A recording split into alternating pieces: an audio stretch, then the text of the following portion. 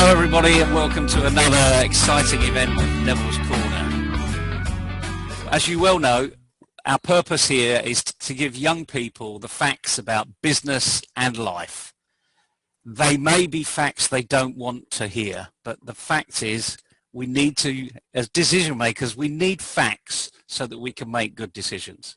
And I'm really delighted to say that we've got Fajer Rabia Pasha with me today, who's going to give her insight as a female in Pakistan, a self-starting entrepreneur who's works not just in Pakistan, but also in the UK. She's a social entrepreneur, but that's going to come out as we go through this presentation. And you will have already seen her bio in the lead up to this. So we're not going to really focus on all the in-depths about what she's done and what medals she's got, etc., etc.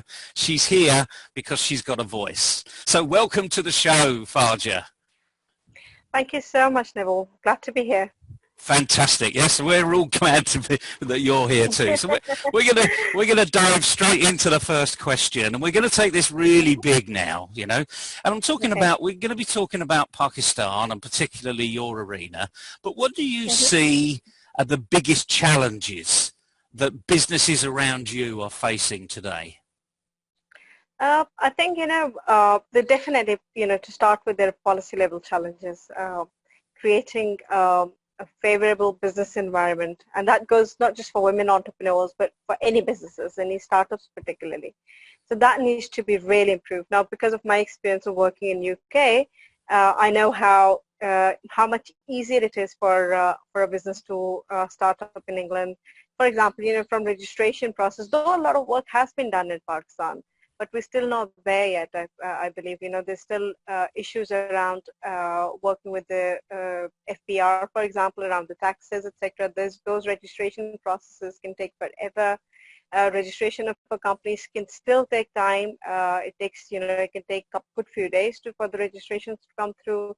You'll still find consultants ripping people off, startups particularly, who don't understand that there are services available, and it may only cost 1,500 rupees to register a company, for example, but they end up paying thousands of rupees to a consultant to register a simple, basic company.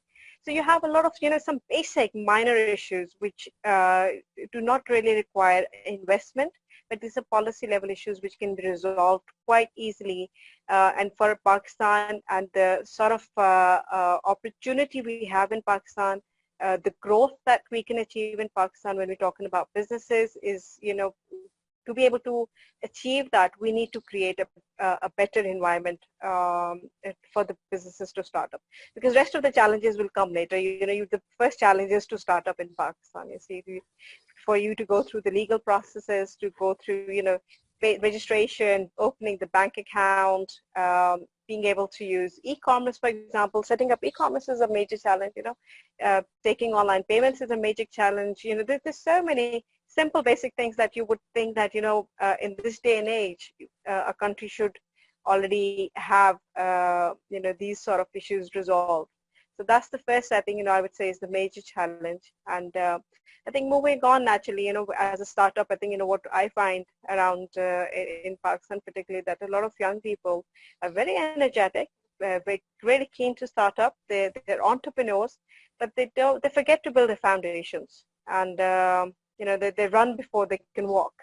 So these are the things that, I think, young people don't want to hear. We don't see much of patience there. And understanding that you have to invest in yourself first. You have to be able to deal with the business challenges. You need that, attitude towards, dealing with problems. And I always say that it's like, for a woman, when you give birth, or for parents, when you have a child, you don't leave that child. Once the child is born, it's yours. So once you have a startup, you can't give up on it, and you have to raise the startup like your own child. I did that with my first startup. I literally it was my baby. I raised it like my baby for 9 years. I worked so hard on it when I was in England. I never gave up regardless of the challenges, and that's the attitude we need in our young people. And then you can deal with whatever problems come through. Naturally, whichever part of the world you're in, you have problems, but you need the attitude first to be able, that patience level is so lacking at the moment. You're absolutely right. And the interesting thing is I deal with a lot of large organizations as well. And that patience isn't there either, because they want Yeah. instant wins. They want the 1,000% improvement. Whereas the reality is it takes a little time. You need to be patient. Do everything you can do, as much as Yes, you can do, but recognize absolutely. that someone else has to take over the mantle. And you mentioned just even creating the paperwork for a startup has got its Yes, restrictions. But yes. the great thing is, we can signpost people to you because you know how to do it, and you've probably got a lot of people that can do it. So sorry if I'm generating business for you, but that's part of this discussion. So now let's just imagine now, just like yourself, you've been in the business world for a few years. Um, what would you look for if you're hiring a new employee? Uh, it's the attitude again. I think, the first thing, I don't look at the CVs anymore, really. I do, just a brief look and that's about it.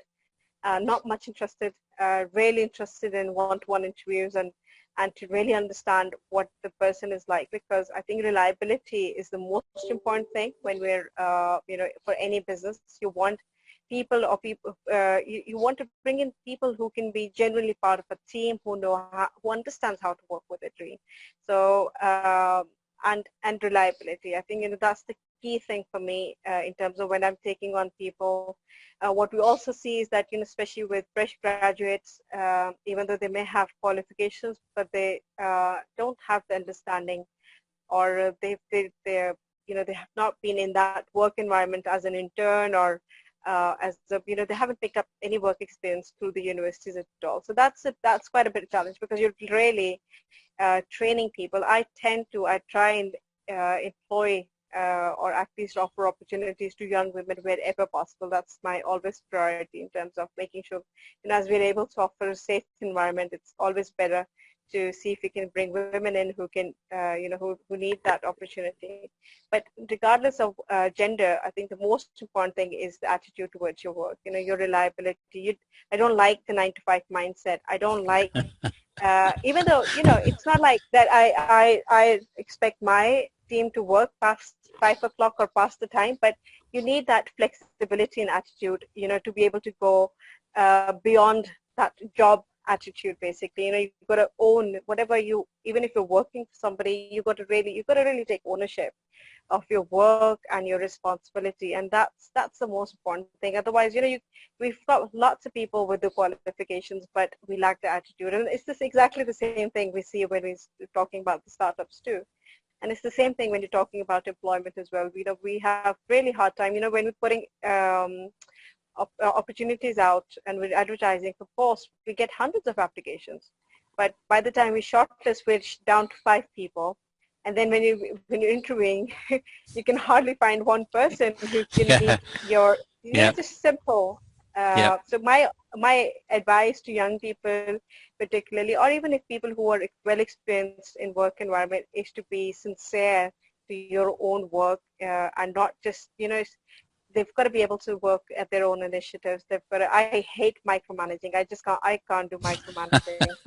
So you need people, you need people who Yeah. can take ownership, who would take their responsibility seriously, who would come up with plans, who think out of box, don't think like regular, because unfortunately, that's how our education system has been. In our education system, we've not, encouraged children to think critically. We lack critical skills, and then we see that when it comes to employment or even entrepreneurship. So I think these are the problems, and it tends to be quite a big challenge to find people with the right attitude who would just take on and just get on with things and, bring ideas and do things that they want to do as well. It's not just about what I'm thinking and what I want to do. It's got to be teamwork, and ideas have to be by a team as well. So I think that's the most important thing as far as I'm concerned. It's great because you're giving your personal experience, you know, and the other thing is it's not just local Pakistan, it's also an international experience of the UK where I'm sitting currently. We're sort of 6,000 miles apart. But I love your analogy of where you say when you're doing a startup, it's like a baby. And you just said Yes. this, it's not 9 to 5. I mean, I know lots of parents that think having a baby is 9 to 5, you know, because, but they've forgotten that it's actually the 5 to the proper other 9 where that Yeah. child is constantly requiring assistance, requiring help. Because a startup has all these needs, a business has all these needs, and Yes. I think we're finding more and more that you can't just switch off at 5 o'clock. No. You No, may you go have. No. home at five Yeah. o'clock, But but your brain don't switch up. No. no, No. well, it doesn't. I mean, I don't know anyone that actually physically, you know, flicks a switch in their brain and Yeah. it says, okay, I this is would love to do playtime. that. Yeah, exactly. It doesn't happen. No, The it thing is, doesn't you see, happen. when you're off entrepreneurship mindset, you know, when you're a hardcore. I mean, I think, you know, I'm a hardcore entrepreneur. You know, it's just I naturally like that. I wasn't. It's not like I've gone to school and I've learned entrepreneurship. I've always Hmm. been like this. So I can't switch off. You know, my brain just doesn't. Even though I might be multitasking or taking care of kids or feeding kids or cleaning poops or whatever that may be. Uh, but you see, the work goes on. You see, in your head, the work goes on. And I think that's the beauty of being a woman, that you can multitask and you can do so many things at the same time, but also run a There are business. some men that can multitask as well, so it's not the beauty of a woman, but there is beauty in the woman's Certain approach. selected men, yes. I'm sure we'll have a long discussion at another occasion about multitasking. But you Yes. mentioned education. Hmm. And the point is that the purpose of education is really to develop young people so they think. Yes. But the Yes. interesting thing is, are we giving them those tools through the education arena so they can succeed? No, I don't. I don't think so. I think we're badly failing our young children at the moment. Badly failing. I mean, especially in, I found that in England as well. You know, I've run a lot of programs in England with the government of UK where we would bring in young people straight after the GCSEs, so we can give them work experiences, etc. You know, sort of, you know, facilitate them getting work experience with other employees, etc. Because employers even in, and you would know that employers in UK would have the same problem where young people don't have the skills to actually perform a job in terms of even simply follow instructions. So, and in Pakistan, it's literally it's worse at the moment because we are not, at least, you know, we may hardly have a couple of percent of young people at the moment who are going to such institutions where they work really hard on young people and they encourage still critical thinking. But masses don't have that. And you would find that, I mean, we've got so many, I mean, I can talk about education because I work in the education sector myself. So you're talking about, according to World Bank, we've got 75% learning poverty in Pakistan, which means 75% people are almost illiterate, you Mm, see.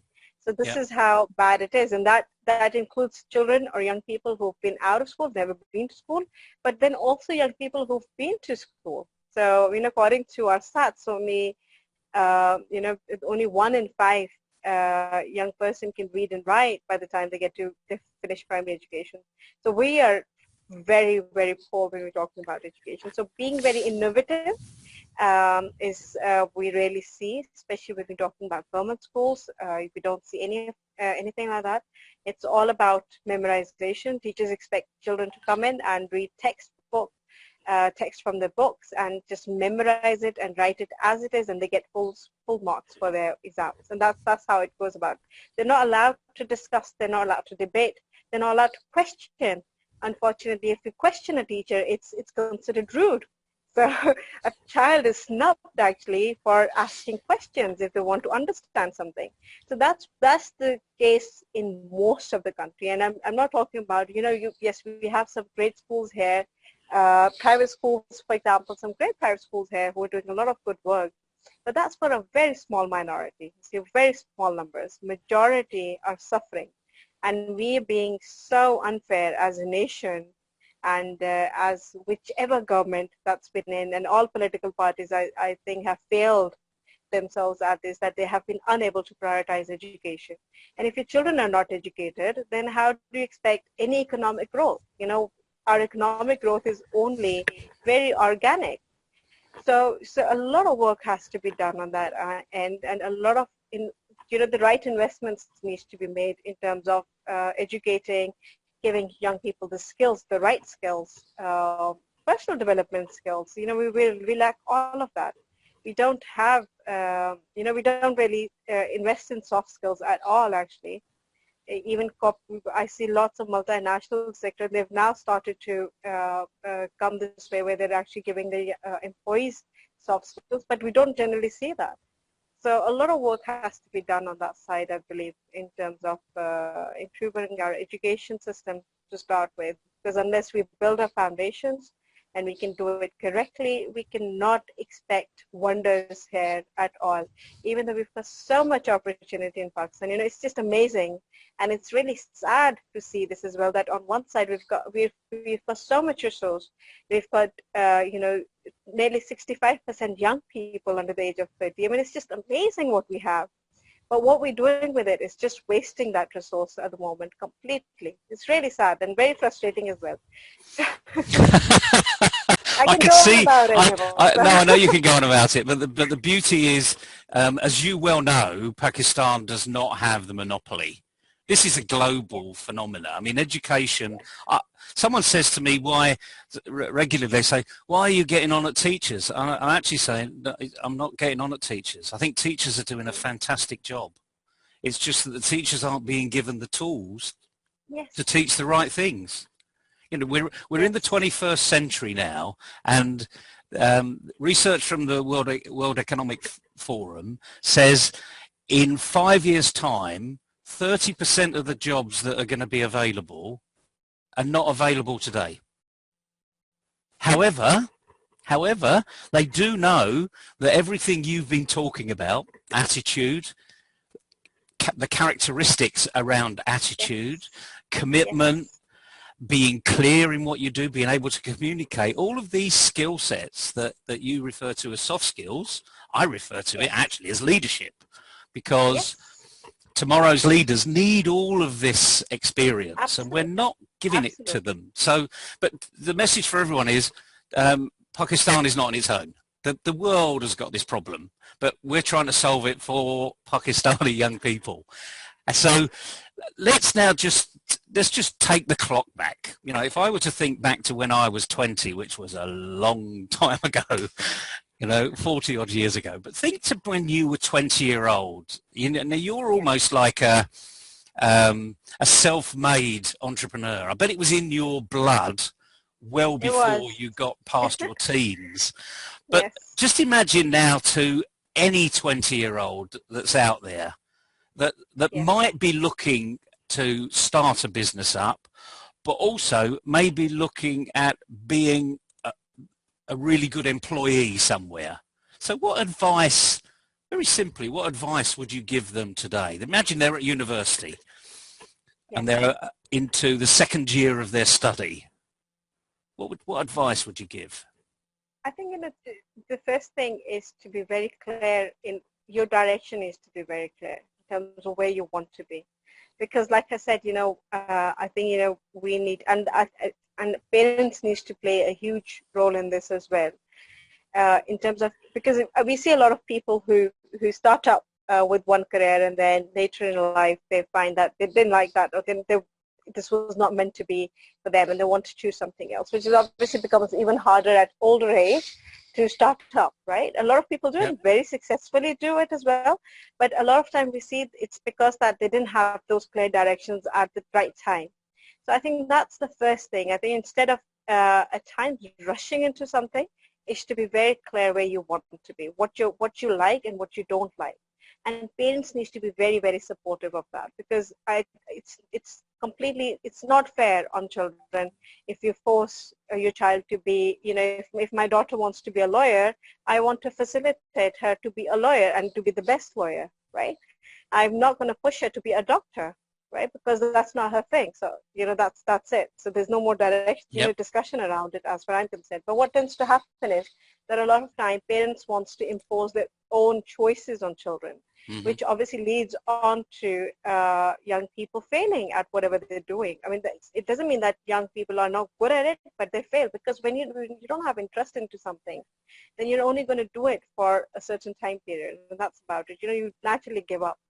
So I think that's the first thing. If you're young, you have and you have access to good education, and you have a good circle around you. You have good, you can access good networks. Particularly, you're very lucky if you're in that position. So your own direction has to be very clear.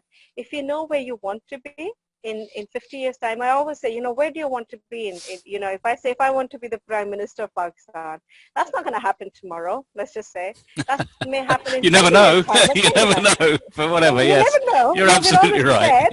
prepared. Yeah. but you see, your end goal has to be very clear in terms of where you want to be. Yeah. And then, you can take whichever road that you have to take to get to that goal. I mean, it's just simple journey of life that you have to then plan. You have, smooth roads and rough roads and lots of humps and you may, I don't know, I mean, that's what life is. So understanding and accepting that life, that it's not going to be easy. There are going to be challenges, and you've got to keep calm and keep focused and stay focused on your goal. I think that's the most important thing that one needs to be to do. And then you can get started on your journey, and you plan well, and you get started, and you see what you need to do, what information you need to have. I think information is so critical. Understanding the sector you want to be working in, may that be as an employee or may that be as a startup. You understanding the sector, the market, not just locally but globally, where the market is going, and that's how you plan. And then you need to be able to, I think, very innovative in terms of looking at the need particularly, and identifying where the needs are. As an entrepreneur, if you can't identify a need, you're not really an entrepreneur. You need to be able to see. You're right. If let's just say, I don't know, in Pakistan they still don't sell prebiotic yogurts. And I always think, okay, I need to do something about it. There's a market, everybody. There's a market for that already. Market there. There you go. Yeah, so exactly. So you've got to be able to identify needs. I think that's that could be anything. I mean, and I think again, I keep saying that from Pakistan, in Pakistan's context, we've got so much resource here, and there's just so much wonderful work that can be done. And young people need to be able to think very creatively and keep away from negativity. I think that just really kills everything. Being very positive, keeping your faith strong in terms of making sure that, I believe that if your intentions are right, you're doing the right thing, then you would be successful. All you got to do is put your hard work in, and you have your focus there. That's all about it. I think it's pretty simple. The formula is simple, as far as I'm concerned, but it's just understanding that it's not going to be easy. It's not bed of roses that you can start up and tomorrow you're going to be a billionaire, and that's about it. Yes, it does. It has happened to some people. It can happen. But, and it can happen. It's not like you give up, but really, I think adaptability, being very realistic at the same time, but having high targets, having goals. All of that is very, very important. And it all comes back to when we're talking about our attitude and how we take things. And that's all it's linked to, I think. I think that becomes the most important thing. You learn as you go. I still learn. I'm learning. I'm always learning. So, we've just, I think when we're talking about the patience bit with the young people, I think that's where we tend to go wrong, where young people think that they know it all. My kids keep saying we know it all. Yeah. And I'm like, no, you don't. I've got news for them. There's a famous phrase actually, and I don't know who created it first. It wasn't Donald Rumsfeld, but you know what you know. You also know what you don't know. Yeah. But you don't know what you don't know. Exactly. So there are things out there. So if, for instance, space is of interest to you, you know a lot about space, but there's so much spoken about space, you've never even stepped into that arena. I mean, you know, at the last count, I haven't gone into space myself. I've done the virtual trip. I've seen that many a time on the space station, but I've never physically gone up there. I'd love to. Perhaps at my age, I might think that that might just be a little bit beyond expectations. But as you said, the key element here is really to be realistic, I suppose, in some respects. So, are you still? Yeah, great. You're still there. That's the internet for you. What I'd like to do is we've got so much we could talk about. We could talk all day, frankly, and give people fantastic amount of advice.